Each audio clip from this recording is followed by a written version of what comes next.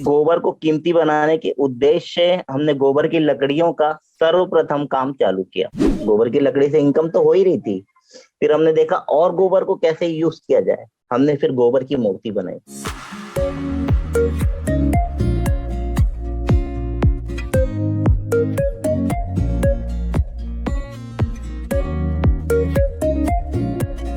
भूपेश बघेल जी ने गौठान बनाया तो हम गौठान में आ गए। गौठान मतलब जो सड़कों पे गौ माता रहती है, नगर निगम उसको पकड़ के गौठान में ले आती है।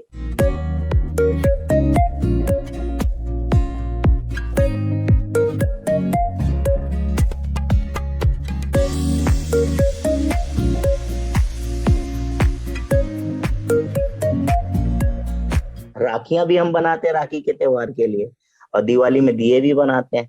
और इस साल होली में गौमय गुलाल भी हमने बनाया।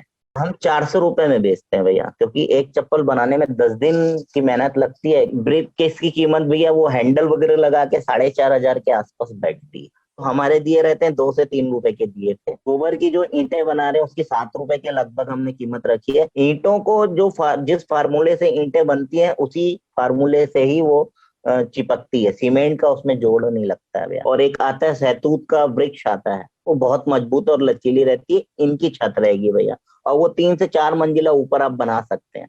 आने वाले समय में हम गोबर की टाइल्स भी रायपुर शहर में लॉन्च करेंगे। जो वॉल टाइल्स रहेगी वो भी डिजाइनर टाइल्स हम लॉन्च करेंगे। हम इस ओर कार्य कर रहे हैं। जो देसी गाय की मैं जो आपको बात कर रहा हूँ, देसी नस्ल जो इंडिया की नस्ल है, एचएफ और जर्सी छोड़ के, उसके गोबर में भी सूख जाने के बाद बदबू नहीं रहती है।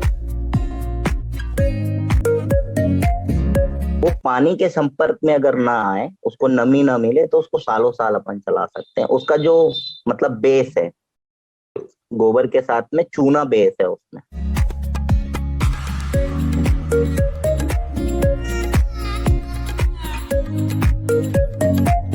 महिलाओं को हम इसलिए सिखाना चाहते हैं, जो हम प्रोडक्ट बनाते हैं महिलाओं को इसलिए हम आगे करना चाहते हैं कि जिसके घर भी 2 गाय है वो अपनी खुद की फैक्ट्री चला सकती है।